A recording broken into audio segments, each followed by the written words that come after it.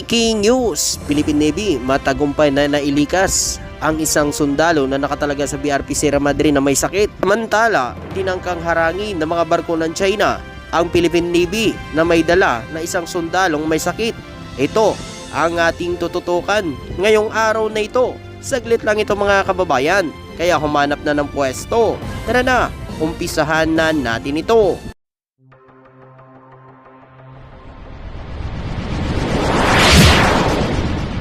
Pang Hilonggo. Please subscribe Subscribe and like. and share.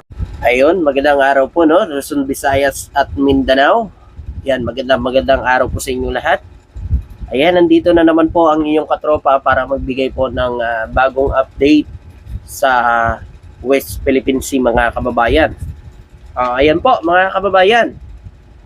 Matagumpay ang medical evacuation sa Ayungin Shoal sa kabila ng mga presensya ng mga barko ng China sa West Philippine Sea.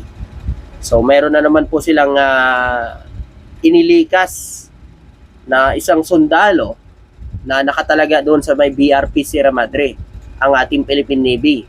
So kung matandaan natin mga nakaraang buwan po, ay meron pong inilikas na may sakit na isang sundalo ng nakabantay sa BRP Sierra Madre ang hinarang at pinalibutan ng mga barko ng China at binangga pa nga no, ang sasakyan ng Philippine Navy. Subalit, matagumpay din naman siyang nadala sa ospital. No? Ayon ho dito sa may ating Philippine Navy, matagumpay naman ang kanilang paglikas no, sa isang sundalo ng Pilipinas na nakatalaga doon sa BRP Sierra Madre. Yun nga lang, mga kababayan, nandun pa rin ang presensya ng mga barko ng China. So ipakita ko mamaya yung video dyan mga kababayan kung saan po hinarang at hinabol ng mga barko ng China ang sinasakyan ng Philippine Navy na may karga na may sakit para dalhin dun sa may barko ng Philippine Coast Guard para madala na sa ospital. No? Ito, babasahin ko lang po ito mga kababayan. Ito po. Sinabi ng Philippine Navy nitong Martes na naging matagumpay ang isang medical evacuation ng isang may sakit na mandaragat sa Ayungin Shoal noong weekend sa kabila na napaulat na presensya ng mga barko ng mga Chinese diesel. Yan po mga kababayan. Noong Hulyo 7, nagsagawa ng medical evacuation ang Armed Forces of the Philippines, isa sa ating mga tropa sa BRP Sierra Madre, sa pakikipag-ugnayan ng Philippine Coast Guard, tagapagsalita ng Philippine Navy para sa West Philippine Sea, Admiral Roy Vincent Trinidad. Ang BRP Sierra Madre ay naka-grounded na barko ng Pilipinas na nagsisilbing outpost ng Pilipinas sa Ayungin Shoal. Mainit talaga dyan mga kababayan. Diyan palagi ho nagkakabanggaan talaga yung mga barko ng Pilipinas at China. Kasi ang China kasi mga kababayan, ayaw ho nila na ipaayos yan ng Pilipinas ang BRP Sierra Madre. Pero yan mga kababayan, yung tinatayuan ng BRP Sierra Madre ay sakop pa yan ng Pilipinas. Bakit ayaw pumayag po ng bansang China mga kababayan? Kasi nga mga kababayan, may binabalak ang China na kapag nahatak na yan at natanggal na po at nabulok na yan ang BRP Sierra Madre dyan sa Ayungin Shoal, ay malaya na ho sila mga kababayan na makuha yan. Kasi yan, ang Scarborough Shoal at Ayungin Shoal na yan, ay yan ang mga inaangkin ng China. Kaya madalas po ang mga barko ng China dyan, hinaharas ang mga barko ng Pilipinas dahil inaangkin nila yan mga kababayan.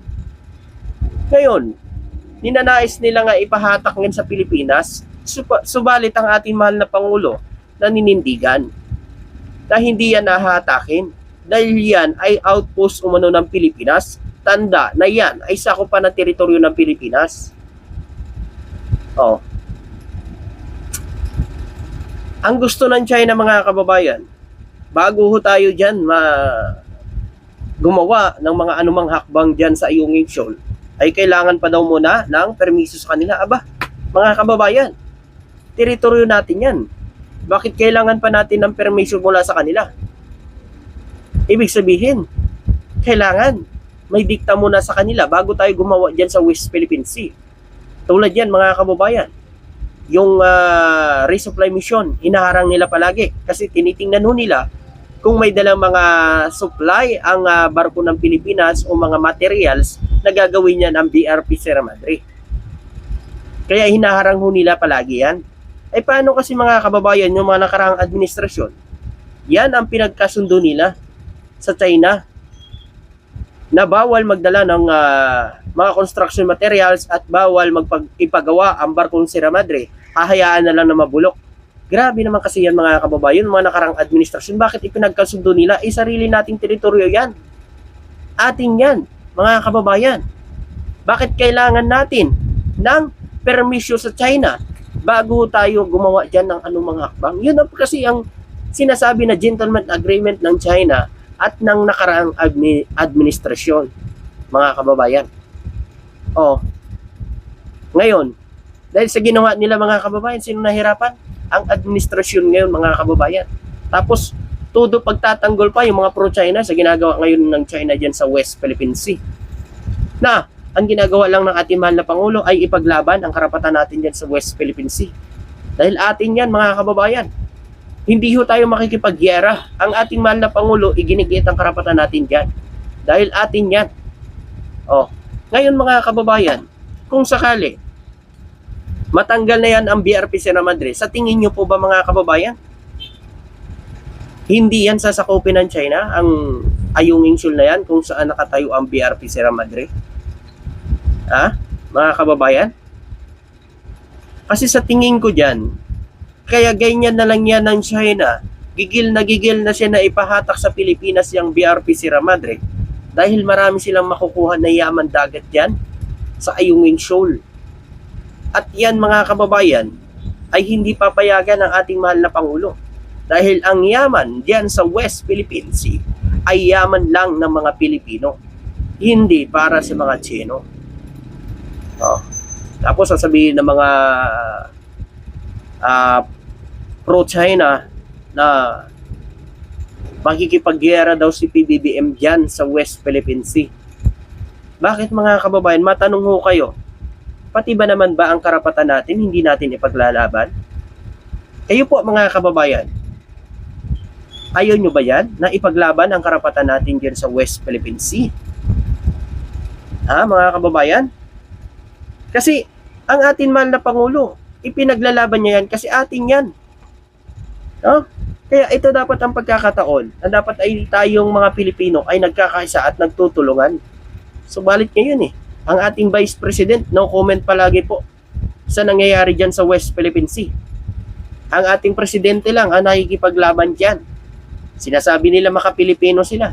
Pero, pagdating dyan sa West Philippine Sea, sa alitan ng China at Pilipinas, no comment sila. Diba? Yan ba yung maka-Pilipino? Mga kababayan, yung sinasabi nyo? Yung mga anti-Marcos dyan? Yan ba yung mga Pilipino na sinasabi po ninyo?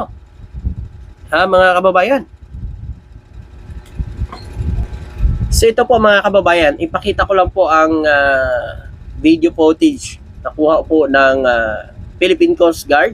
Ito po mga kababayan, makikita po natin dito na hinahabol ang sinasakyan ng Philippine Navy.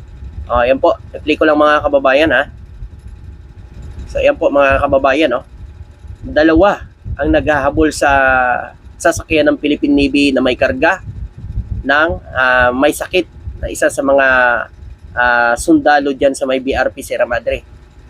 Ayan, makikita po natin mga kababayan.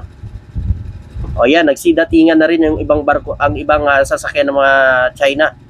So ito, kung makikita nyo, yan, pinalibutan na kaagad yung dalawang sasakyan ng Pilipinas.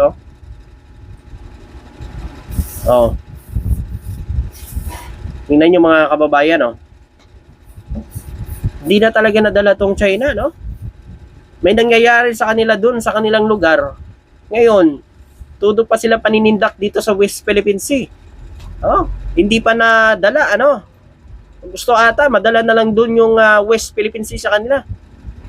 Kawawa lang mga kababayan nila dito na naapektuhan at nadadamay sa ginagawa nilang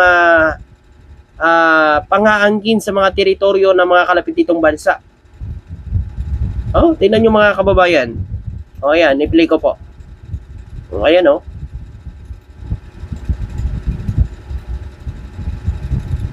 Walang hiya talaga itong China mga kababayan. Kaya halos mga kalapit na bansa nito ay kaaway kasi nga sa kanilang mga strategy na pangaangkin sa mga teritoryo ng mga kalapit itong bansa. O ayan o. O. So ayan naman po mga kababayan, matagumpay naman na naiidala ang may sakit na sundalo na ilipat na kaagad doon sa may barko ng Philippine Coast Guard para madala na sa ospital. No? O, di ba? Ganyan kawalang hiya ang China. Tapos yung mga pro-China, todo pa pagtatanggol mga kababayan sa ginagawa ng China. So yun po mga kababayan, pagpapakita lang nito na talagang hindi ng China nire-respeto ang soberanya ng Pilipinas. Mga kababayan, winawalang hiya ng China. Dahil yan sa kagagawa ng mga nakarang administrasyon. Kasi kung noon pa lang mga kababayan ay ipinaglalaban na nila dyan ang karapatan natin dyan sa West Philippine Sea, ay hindi siguro umabot sa ganito. Dahil lang gusto nila mga kababayan, no, ginawa nila, ipinagkasundo. So ngayon, gusto nila, ganun ulit ang gagawin ni PBBM. Malas lang nila si PBBM. May paninindigan. Talaga may pagmamahal sa bayan. No? Yan po mga kababayan, maraming salamat at magandang araw po sa inyong lahat. God bless. Sana may naibigay na naman akong balita sa inyong lahat.